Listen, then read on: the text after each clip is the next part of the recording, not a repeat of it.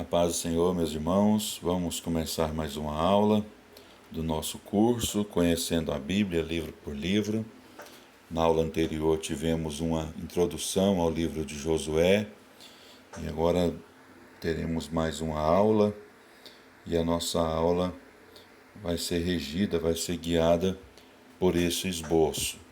Inicialmente vamos estar falando sobre a conquista da Terra Prometida. Bom, conforme os irmãos podem ver nessa página, nós temos aqui dentro desse tópico, a conquista da Terra Prometida, nós temos aqui no capítulo 1 até o 5, o livro de Josué vai falar sobre os preparativos. Nós temos aqui na letra A, o comissionamento de José, onde nós temos aqui a informação que Deus comissionou Josué para a conquista e para a ocupação de Canaã. José teve a garantia que a sua missão teria êxito, desde que ele seguisse as instruções da lei e se esforçasse e fosse valente. As gerações seguintes teriam que meditar diariamente na lei, na Torá, e cumprir os seus mandamentos para prosperarem espiritual e materialmente.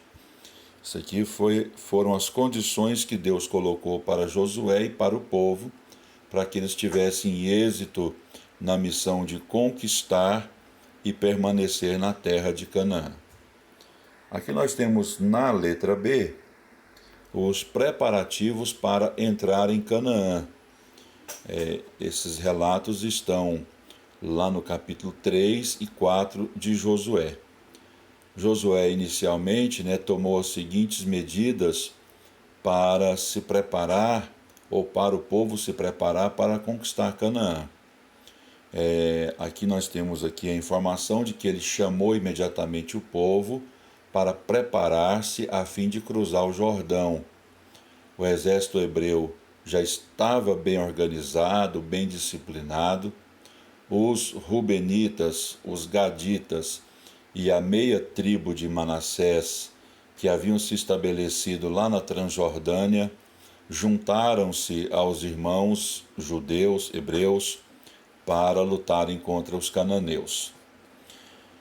No capítulo 2, nós vemos aqui que Josué enviou 2 espias a Jericó.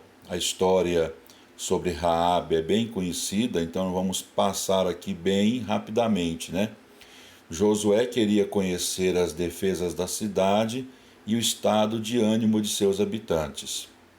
Os 2 espias foram para a casa de uma prostituta por nome Raabe, porque era um lugar onde um estranho poderia entrar sem levantar suspeitas. Essa casa também tinha uma grande vantagem, porque ela ficava na superfície do muro, proporcionando assim um meio de escape e também uma maneira de lá de cima observar parte ali da cidade. Raabe pediu misericórdia aos espias, demonstrou fé protegendo eles. Aqui a gente vê que apesar dela estar tendo uma vida imoral, ela, por causa de sua fé no Deus dos hebreus, ela foi salva. Mais adiante, Raabe se casou com um hebreu, lá em Mateus 1 e 5, cita o nome dele, o Salmão, ou Salmon, entrando na genealogia de Jesus. Salmão gerou Boaz, Boaz gerou Obed, Obed gerou Jessé, Jessé gerou Davi, ou seja, Raabe e Salmão eram trisavós de Davi, da onde veio então a descendência do Messias. Então o Messias passa pela genealogia do Messias, Raabe, que casou-se com o hebreu Salmão. Então aqui a gente tem, nesta letra C, a travessia do Rio Jordão. Ocupa aí 2 capítulos, que é o capítulo 3 e 4 de Josué. Era primavera e o Rio Jordão transbordava por causa do degelo do Monte Hermon. Deus abriu o Rio Jordão para 3 propósitos principais: engrandecer a Josué, as pessoas entenderem que a liderança de Josué foi uma escolha de Deus, aumentar a fé dos hebreus e colocar terror nos inimigos. Os próprios inimigos, testemunhariam sobre o poder e a fidelidade de Deus. Os israelitas teriam que dar 2 passos para o milagre acontecer. O primeiro deles era santificação. O segundo eles serem guiados pela arca que seria levada pelos sacerdotes. A água do Jordão acumulou-se perto de Adã a uns 25 quilômetros de distância, conforme a gente observa lá em Josué 3:16, formando um lago ao norte de Adã e deixando seco um trecho de 70 quilômetros até o Mar Morto. Levantaram-se 12 monumentos de pedras para que eles servissem de testemunho do milagre. Um no leito do rio, onde a arca havia estado, e o outro do lado oeste, em Gilgal, conforme a gente pode observar em Josué capítulo 4 e versículo 20. Nós temos aqui o acampamento em Gilgal, capítulo 5 de Josué. 2 acontecimentos ocorreram pouco depois de Israel ter acampado em Gilgal. Primeiro acontecimento, todos os israelitas se circuncidaram e celebrou-se a Páscoa. Aquela geração nova, não aquela que saiu do Egito, mas uma geração que nasceu no deserto, ainda não havia sido circuncidada e nem havia celebrado a Páscoa. Em Josué 5, de 13 a 15, nós temos um relato aqui que chama a atenção, que é o aparecimento de um guerreiro divino. Ele aparece a Josué. Esse guerreiro divino, ele é chamado, nesse texto de Josué 5, de 13 a 15, de príncipe do exército do Senhor. Príncipe do exército do Senhor, Sartsevá Adonai, lá no hebraico. Muitos identificam esse príncipe do exército do Senhor com o anjo do Senhor. Portanto, aqui pode ser um caso de teofania, ou seja, a manifestação do Cristo pré-encarnado lá no Antigo Testamento. Então, a guerra não era de Josué, mas de Deus. Esse Sartsevá Adonai, esse príncipe do exército do Senhor, declarou isso para Josué, e isso ficou bem claro para ele. A guerra não era de Josué, não era do povo judeu, mas de Deus. Gilgal, cujo nome significa um círculo de pedras, serviu como base de operações para o exército hebreu para tomar as fortalezas de Jericó e de Ai. Os gibeonitas foram a Gilgal para efetuar uma aliança. A gente vai ver um pouco mais à frente sobre isso, sobre essa aliança entre os gibeonitas e os hebreus. E daí Josué marchou para enfrentar uma coligação do norte. Sobre essa guerra a gente vai falar um pouco mais à frente. Bom, guerras, capítulo 6 até o capítulo 12. Os israelitas conquistaram Canaã em 3 guerras, com duração de 7 anos. 31 reis e 7 nações foram subjugados, conforme a gente vai ver a seguir. No capítulo 6, nós temos aí a tomada de Jericó. É também uma história muito conhecida, então a gente não vai demorar muito tempo falando sobre essa passagem. Mas vamos pensar aqui, nesta pergunta que está nessa página. Por que Jericó foi entregue aos hebreus de maneira sobrenatural? Para evitar um cerco prolongado, onde os israelitas pudessem desanimar e as outras cidades-estados de Canaã pudessem se unir e atacar Israel. Então, além disso, uma cidade com muralhas tão fortes podia resistir durante um período muito longo, enquanto eles tivessem água e alimentos. Segundo motivo, para ensinar a Israel que a terra de Canaã era um presente de Deus e ela deveria ser recebida pela fé. E em terceiro, para aumentar a fé dos israelitas, para eles vencerem as futuras batalhas. Aqui nós temos nesta página um mapa onde nesta seta vermelha que eu coloquei mostra aí onde estava Jericó. Percebam que Jericó está bem aí no limite, né? Bem na divisa da região da Transjordânia, desse lado direito aí do Rio Jordão, e a terra de Canaã a ser conquistada é toda essa terra aí que está do lado esquerdo desse mapa. E Jericó é a primeira cidade, né? É a primeira cidade que, pós atravessarem o Jordão, os hebreus deveriam tomar. Ela servia praticamente ali de fortaleza, né, para as demais outras. Essa grande cidade, bem fortificada, uma vez conquistada, os outros reis, né, teriam um certo pavor, um certo terror com relação aos hebreus e o seu Deus. Bom, aqui nós temos as lições práticas, né? Pela fé caíram os muros de Jericó, depois de rodeados por 7 dias, conforme está em Hebreus 11:30. Aqui a gente vê que acerca da obediência da fé. Deus havia prometido entregar Jericó, mas eles deveriam cumprir toda a estratégia divina que Deus deu a eles, né? Então ali era ter fé no sentido de não de apenas crer intelectualmente, mas também de obedecer todas as ordenanças que Deus havia dado para que eles cumprissem para conquistar Jericó. As armas da fé eram 7 sacerdotes tocando 7 buzinas. Aqui o texto hebraico fala lá sobre, lá no hebraico é shoferote, né? Buzinas ou trombetas. Os shoferote, né? As buzinas ou as trombetas, eram feitas de chifres de carneiros. As buzinas, né? Esses shoferote, vamos dizer assim, né? No hebraico é assim que se expressa, eram instrumentos religiosos e não instrumentos de guerra como as trombetas de prata. Então a arca ocupava um lugar de honra e simbolizava que que o próprio Deus estava rodeando a cidade.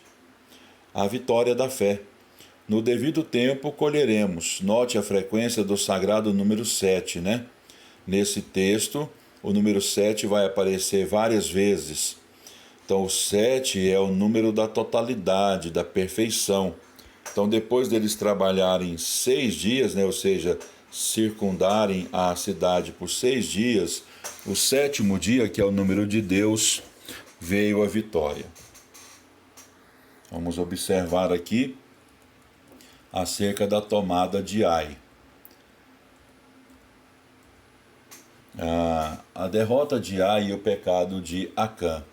Então o nome Ai significa a ruína. Essa foi a única derrota de Israel nos 7 anos de guerra. Josué não entendeu o porquê daquela derrota. Deus esclareceu que o pecado no acampamento de Israel provocara a derrota. Acã havia tomado coisas sagradas a Deus e apropriado para o seu uso pessoal. Deus havia exigido que Jericó fosse considerada como anátema. Aqui essa expressão anátema, proveniente da palavra hebraica herem, significa uma coisa consagrada. Vem da forma verbal haram, que significa interditar, consagrar, destruindo totalmente.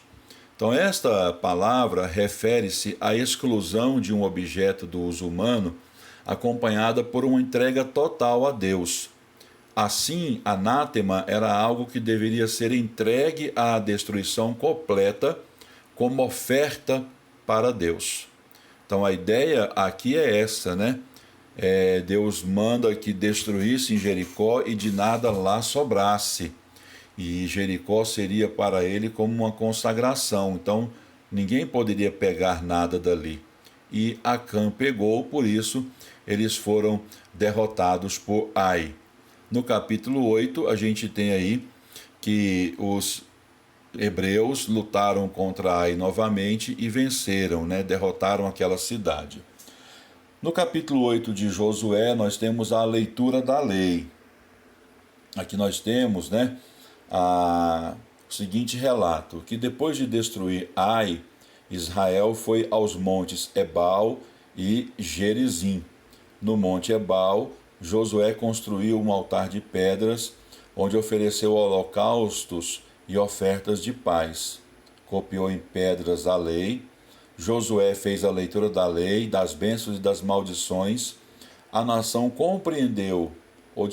comprometeu-se a obedecer a Deus e a não participar dos pecados dos cananeus.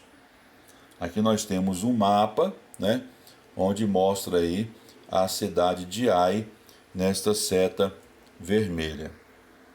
Nesse próximo slide aqui nós temos aqui a aliança com os gibeonitas, capítulo 9 de Josué.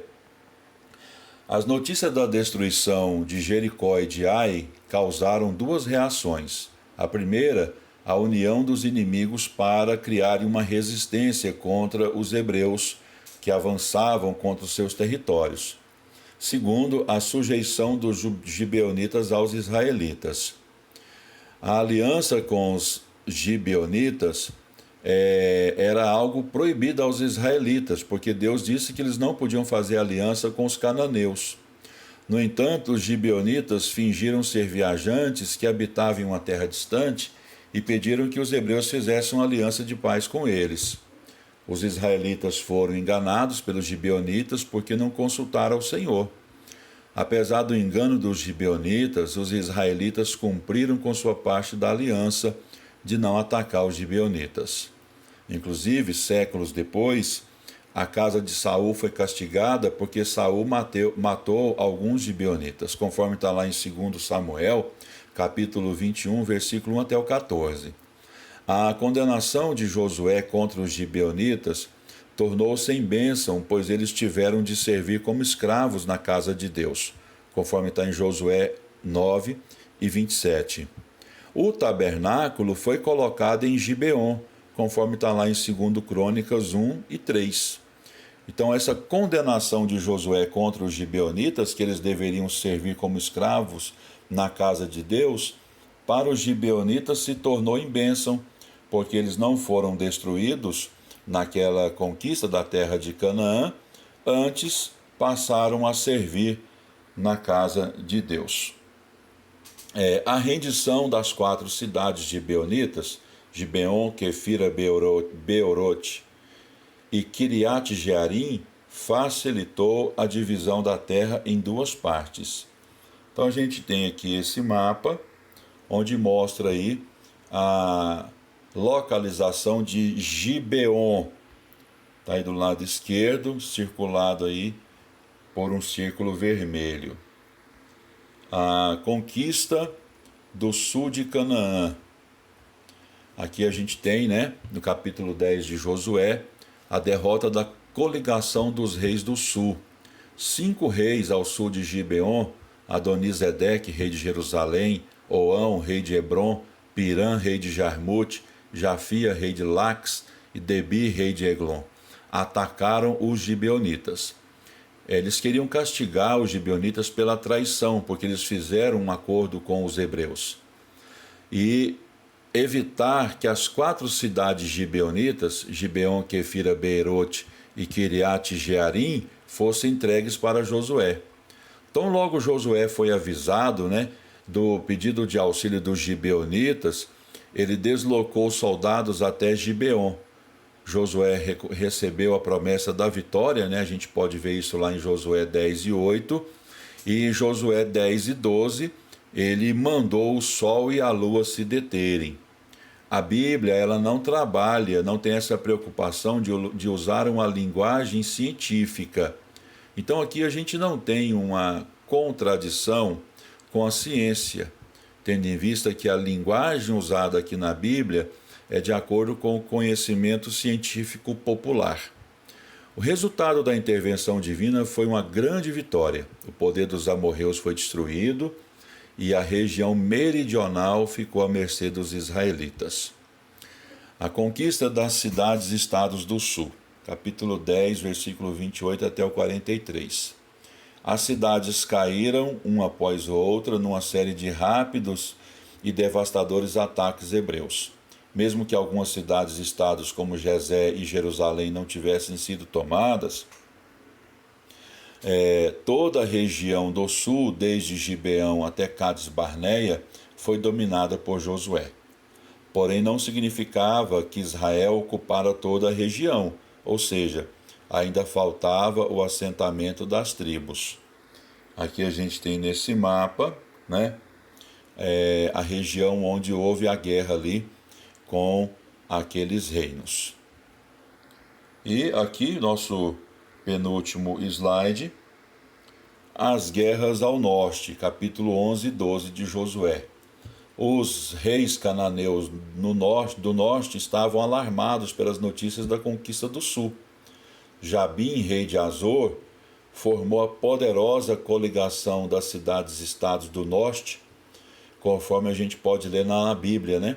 Quando Jabim, rei de Azor, soube disso, enviou mensagem a Jobabe, rei de Madom, aos reis de Sinron e Iaxave, e aos reis do norte que viviam nas montanhas, na Arábia ao sul de Quinerete, na Cefelá e em Nafote-Dor, a oeste, aos cananeus a leste e a oeste, aos amorreus, aos hititas, aos ferezeus e aos jebuseus das montanhas e aos heveus do sopé do Hermon, na região de Mispá. Saíram com todas as suas tropas, um exército imenso, tão numeroso como a areia da praia, além de um grande número de cavalos e carros. Todos esses reis se uniram e acamparam junto às águas de Merom para lutar contra Israel. Então aqui a gente vê que juntou, né, uma grande multidão de soldados para lutar contra Israel. Em um ataque relâmpago, Josué surpreendeu o inimigo no vale de Merom, num lugar escabroso onde os carros do exército não podiam manobrar bem. A Liga do Norte foi derrotada. Se Josué não tivesse destruído as forças num só golpe, teria que submeter as cidades uma após outras, tarefa muito prolongada. Com a derrota da coligação, a resistência organizada em Canaã se desmoronou, porém continuou durante muito tempo uma luta esporádica com os reis cananeus. O autor fez menção da derrota dos Enaquins ou dos gigantes, talvez por terem sido eles os aterrorizadores dos espias israelitas 38 anos antes da conquista. Amém. Nós temos aqui esse mapa, né, que mostra aí o local da batalha, onde se deu a batalha contra a coligação do norte. Amém? Que Deus abençoe os irmãos.